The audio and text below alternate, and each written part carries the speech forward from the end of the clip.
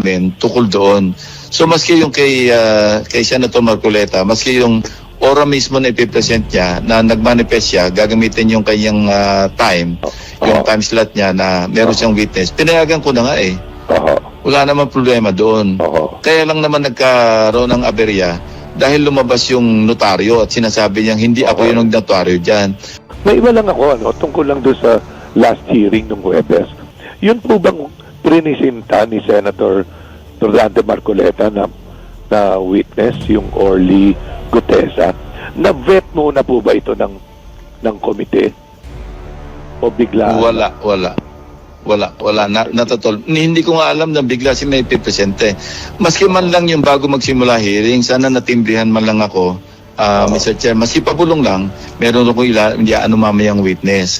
Wala namang problema yun eh. Kasi, alam mo, nire-relax ko yung rules. Kung susundin natin talaga yung rules ng komite, nakasaad doon na 3 days before, kailangan meron ng advance copy ng affidavit at meron ng alam na ng mga komite na merong ganong witness na dadalo. Kaya meron kami tinatawag na 3-day notice rule. Ako, nirelax ko na ngayon dahil siyempre, may mga testigo na ayaw naman nilang baka mag-back out eh, tulad si Alcantara, si Bernardo, yung iba pa, di ba? Kung i-advance mo yung kopya kagad sa mga miyembro ng komite ng kanilang affidavit, pwede ma-preempt eh. Pwede sila ma-pressure na hindi na sila sumipot. So, nirelax ko na yung rules namin tukol doon. So, maski yung kay Senator Marcoleta, maski yung ora mismo na ipipresent niya na nagmanifest siya, gagamitin yung kanyang time, yung time slot niya na meron siyang witness. Pinayagan ko na nga eh. Wala naman problema doon. Kaya lang naman nagkaroon ng aberya dahil lumabas yung notaryo at sinasabi niyang hindi ako yung notaryo dyan. Without that, walang problema eh. Kasi yung maski even sabihin pa ng notaryo na okay, hindi ako nagnotaryo dyan. As far as yung Blue Ribbon, under oath naman siya nung kanyang sinalaysay lahat yun eh. Kaya sa akin, parang okay, let's set aside kung hindi man talaga siya na notaryo, pero sumumpa naman siya sa Blue Ribbon na pawang katotohanan sasabihin niya, okay na rin yun, pass na rin yun. Kaya lang naman nagkaroon ng problema dahil nga lumabas yung si Atty. Espera. So kung halimbawa, tinanong naman ni Senator Marcoleta, ikaw ba mismo nagpunta sa notaryo? Ikaw na mismo nagpunta at ikaw ang nagpanotaryo? Sumagot siya ng oo eh. So ngayon lumalabas, kung paniwalaan naman natin si Atty. Espera, hindi talaga nagpunta si Gutesa doon. So ang issue rito, kung nagsinungaling ka na pumunta ka sa notaryo at mapapatunayan later on na hindi ka pala nagpunta, kung nagsinungaling ka sa aspeto na yon sa isa, pwedeng paghinalaan ka, nagsinungaling ka sa lahat. Yung po sinasabi yun ang issue. Pinaliwanag yun ang issue.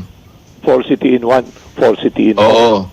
In all, yeah, tama. So sumumpa pala siya na siya mismo nagpanotaryo. Sinabi.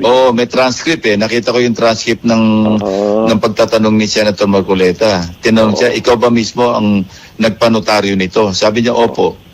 Kung totoo pala yung hindi ko sabing totoo yung kay Tony Espera. Anyway, napag-alaman ko rin na Jarius na yung executive judge ng isang, halimbawa, City of Manila, kasi Ermita Manila yung address ng law office ni Espera eh.